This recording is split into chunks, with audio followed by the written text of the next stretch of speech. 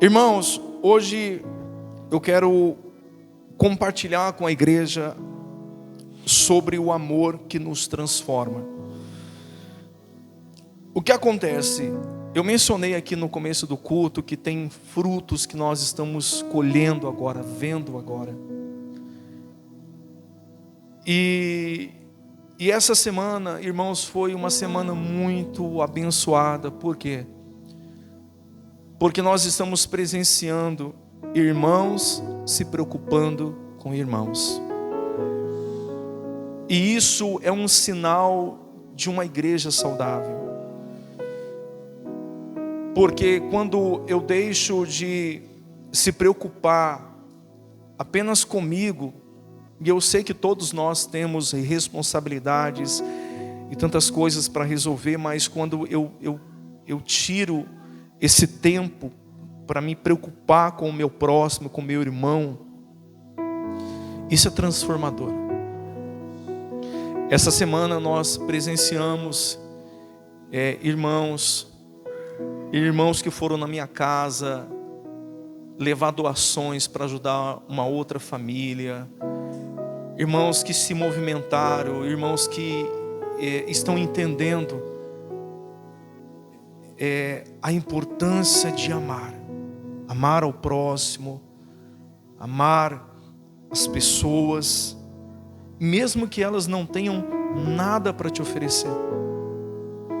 Ontem a dona Luzânia me contou umas experiências que Samuel teve com pessoas que não tinham nada para oferecer para ele. Irmãos, e o que é que Jesus espera de nós? O que é que Jesus espera de você? Às vezes nós não entendemos que a transformação que o Evangelho ele faz na nossa vida parte de uma transformação que nós procuramos fazer na vida de outra pessoa. E isso é importante. Quando você coloca no seu coração, eu vou ajudar uma pessoa esse mês, eu vou ajudar um irmão esse mês. Está chegando um tempo na nossa igreja que nós vamos nos concentrar nos primeiros dias do ano, e eu vou pedir para você preparar, seja uma oferta, seja alguma coisa que represente muito para você, e você não vai entregar para o ministério, você vai entregar para o irmão que está congregando junto com você.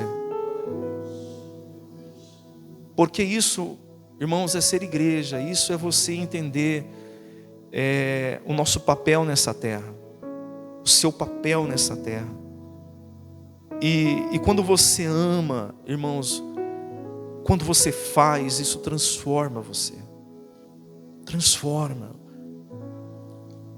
Às vezes a gente não entende o quanto isso é precioso, o quanto isso impacta.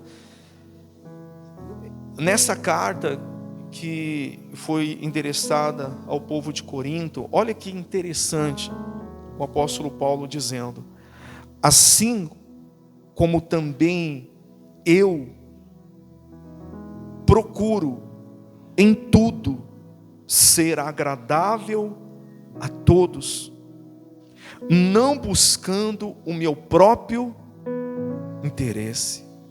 Olha que lindo isso, irmãos.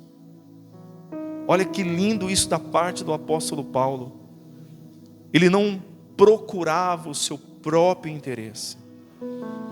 Parece ser uma loucura falar isso em um tempo que nós estamos vivendo. Por isso que, eu não sei se você já notou, geralmente quando uma pessoa está com falta de algo, irmãos, é muito forte isso. Quando você estiver com carência de algo, com falta de algo, ore por alguém que também está. Sabe o que vai acontecer? O seu cálice vai transbordar. Porque o Evangelho, por muito tempo no nosso país, se ouviu da boca de líderes que quem dá recebe, mas sempre trazendo isso para o lado econômico, para o lado da oferta. Não, irmãos, quem dá recebe também, quem dá amor recebe, quem dá empatia recebe empatia. E isso é uma verdade, isso é uma realidade. Jesus, ele disse que tudo que a gente quiser que as pessoas façam por nós, precisamos fazer primeiro. Precisamos fazer primeiro. E o que acontece? Quando você olha para o ministério de Jesus Cristo, e aqui o apóstolo Paulo, continuando aqui, ele diz assim, sejam meus imitadores, é isso? Olha lá, seja meus imitadores, como também sou imitador de Cristo. Você já parou para pensar no que é ser um imitador de Jesus? Ser um imitador de Jesus, irmãos, é você impactar pessoas sem interesse nenhum ou algum, apenas por querer ver o bem daquela pessoa, apenas por querer ver o bem daquela família. E eu acredito, irmãos, que nós estamos amadurecendo, todos vocês estão amadurecendo. Isso tem sido precioso demais, porque é algo que Satanás ele não quer que aconteça. Satanás ele trabalha, irmãos, para que nós venhamos ser egoístas, avarentos. Satanás ele trabalha para que nós venhamos pensar no nosso próprio umbigo, porque ele sabe que uma vez eu pensando no próximo, eu estou atraindo sobre a minha vida, sobre a minha casa, a presença do Senhor. Porque o evangelho não é sobre mim, é sobre o próximo. Sempre será sobre o próximo. Sempre será sobre o próximo. Deus ele deixou essa ordem, vamos colocar assim, que na verdade eu só sou abençoado quando eu passo a abençoar. Interessante, né? Interessante, eu só sou abençoado quando eu passo a abençoar. E o mais importante, quando você olha para o ministério de Jesus, e quando o apóstolo Paulo fala que nós devemos ser imitadores de Jesus, é quando você entende a importância de você ser alguém que venha impactar pessoas, impactar vidas. Irmãos, olha, eu vou falar para você, eu tenho em minha memória as pessoas que um dia estenderam a mão para mim. Isso nunca vai se apagar. Isso nunca vai se apagar.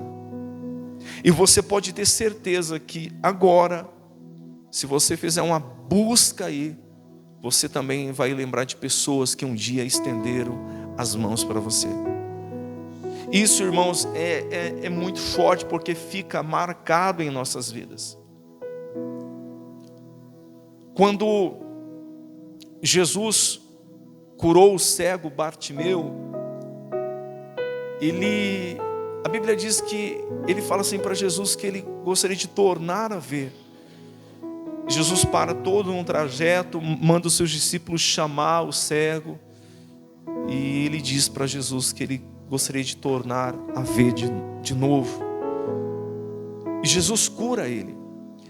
Jesus impacta a vida de Bartimeu de uma tal forma, irmãos, se você for estudar esse texto, a Bíblia diz que ele joga sobre si a capa que ele tinha.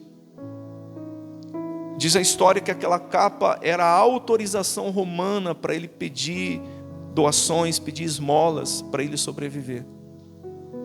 Ele se despede daquela vida que ele estava vivendo, lança aquela capa fora, e a Bíblia diz que ele sai estrada fora seguindo a quem? Jesus. Porque ele foi impactado de uma tal forma, ele foi impactado de um tal jeito, o amor de Jesus constrangeu ele de uma maneira que ele decide deixar tudo para trás e seguir o Senhor. Irmãos, quando você decide fazer o bem ao seu próximo, e a Bíblia diz também que devemos levar em consideração a família da fé, porque o meu próximo não é só apenas aquele que eu gosto, é aquele às vezes que eu não tenho afinidade. Quando eu decido fazer bem ao meu próximo, eu estou sendo transformado. Muitos não entendem, porque alguns julgam que o trabalho em uma clínica de recuperação dizem que é um trabalho de enxugar gelo. Irmãos, mas nós acreditamos de uma tal forma, como Jesus acredita em nós, que enquanto há vida, há esperança. A esperança de transformação, a esperança de mudança. E o que acontece? Todas as vezes que nós estamos junto com os irmãos lá da clínica, a gente sai dali impactado, a gente sai dali transformado. Então é como se fosse uma via de mão dupla, né? Você vai levar amor e você sai de lá amado. Você vai levar esperança e você sai de lá com desejo de ganhar o mundo inteiro. É uma química que tem do reino dos céus, irmãos. Só Deus pode fazer isso. Irmãos, eu quero pedir para vocês nessa manhã, nós estamos vivendo em uma época que o amor está se esfriando, que as pessoas, elas estão permitindo o egoísmo entrar no seu coração. Eu quero dizer para você, irmãos, que você acredite em pessoas. Como eu sempre falo que nós vamos se frustrar, isso é normal. Eu vi um vídeo essa semana que, irmãos, depois você procura, me deixou impactado. Eu acho que essa situação acontece em um voo, onde tem alguém falando do amor de Jesus para um jovem. Não sei se alguém assistiu isso. E aquele homem começa a falar: Jesus te ama, Jesus te ama. E começa a pregar para aquele jovem. Aquele jovem, irmãos, pega a mão e dá um tapa no rosto. Não sei se era pastor. Aí sabe o que esse pastor faz? Ele vai, eu acredito que seja, ele vai, gruda aquele jovem, abraça. E começa a dizer: Jesus te ama.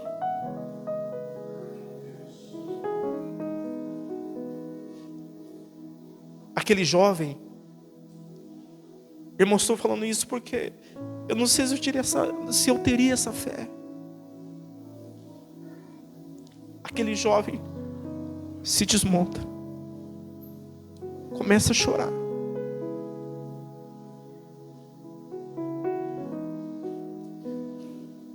Sabe, irmãos, você acreditar em pessoas é uma escolha. Jesus acredita em você, Jesus acredita em mim, Jesus acredita em nós. E por que nós não podemos acreditar em pessoas? Seja o mais pecador da face da terra. Só que, sabe qual que é o nosso olhar?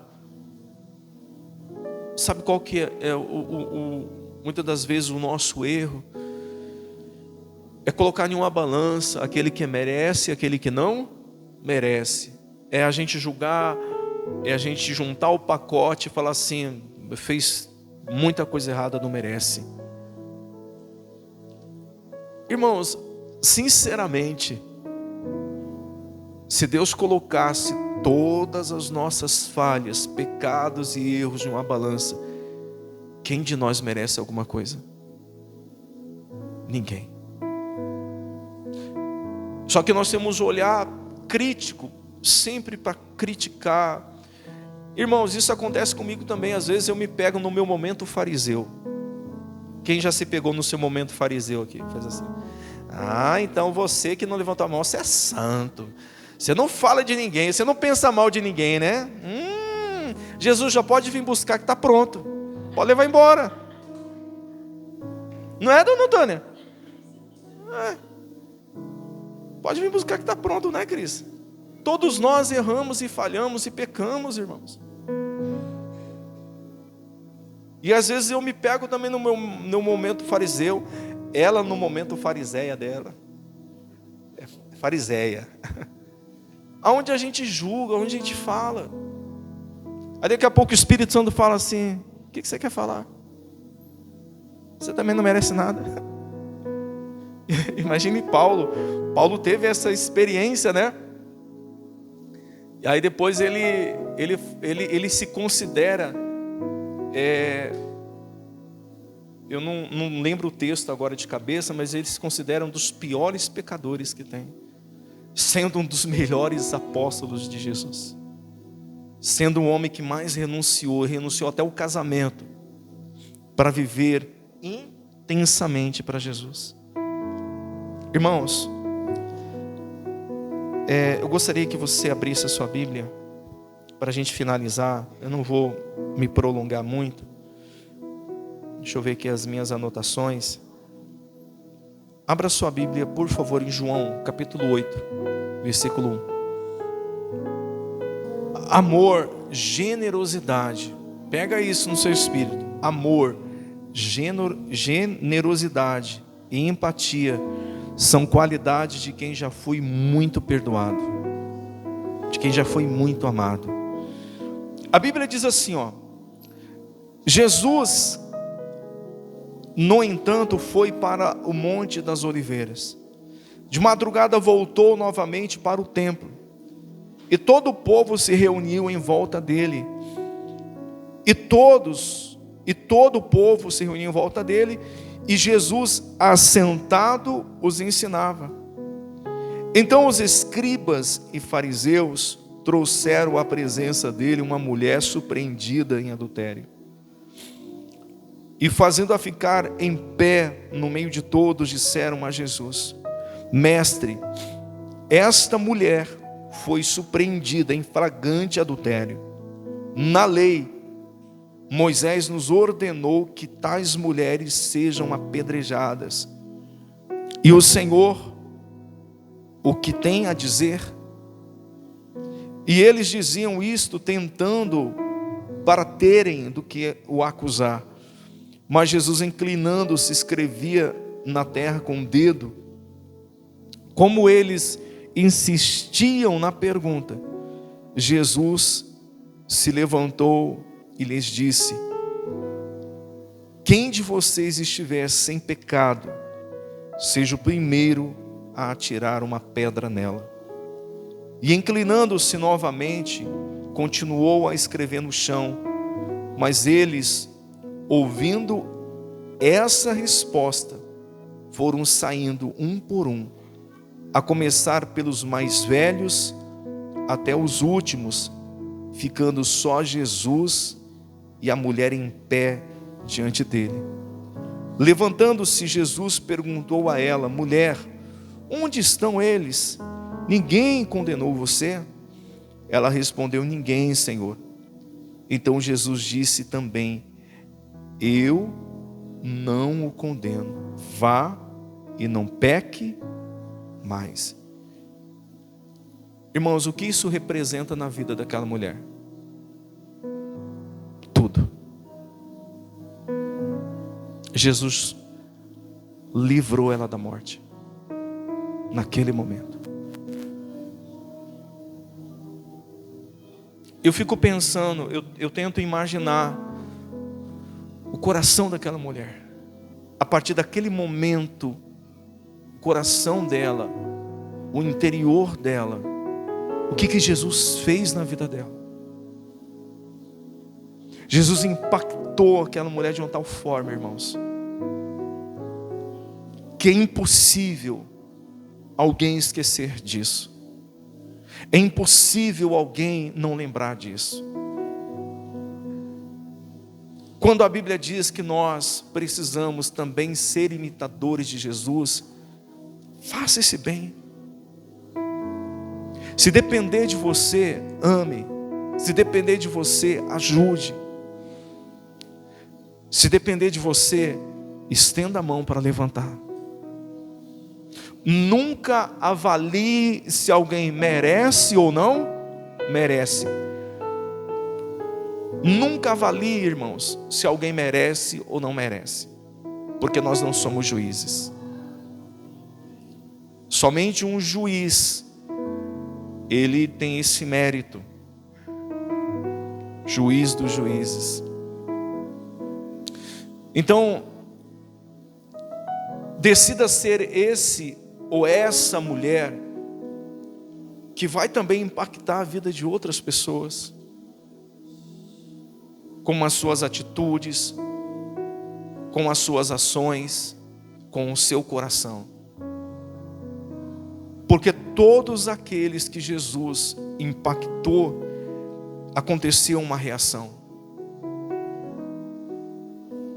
Teve uma reação. Irmãos, você sabe por que eu estou aqui hoje pregando, com esse microfone na mão? Não é porque eu gosto. Não é porque eu gosto, irmãos. Eu não sou diferente de... Eu me considero um pouco diferente de alguns pastores. Que tem pastores que amam estar aqui, irmãos. Não estou dizendo que eu não amo o Senhor. Mas o que Jesus fez dentro de mim impactou a minha vida.